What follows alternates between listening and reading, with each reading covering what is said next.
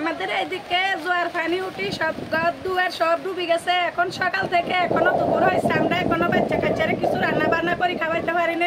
বসত বাড়ি হইতে মানুষের দরজা, তারপরে যে রোড ঘাট সব ভেঙ্গে চুরে একাকার এবং মানুষের গরু মহিষ সব কিছু তছনছ হয়ে গেছে। নিঝুম দ্বীপের চারপাশে বেড়িবাঁধ না থাকার কারণে এই জনদুর্গম সৃষ্টি হয়েছে। আমরা দীর্ঘদিন ধরে দেখে আসছি এই নিঝুম দ্বীপে কোনো ভালো একটা রাস্তাঘাট নাই, কোনো একটা বেড়িবাঁধ নাই, না থাকার কারণে মানুষ বিভিন্ন দুর্যোগ এবং ঘূর্ণিঝড় হলে মানুষের খুব ভোগান্তি হয়।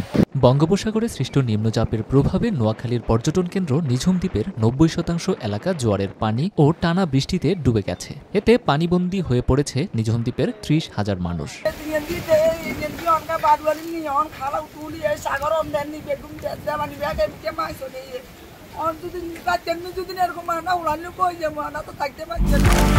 নিউজ টাইমস 24 BD, সত্যের প্রত্যয়ে আমরা।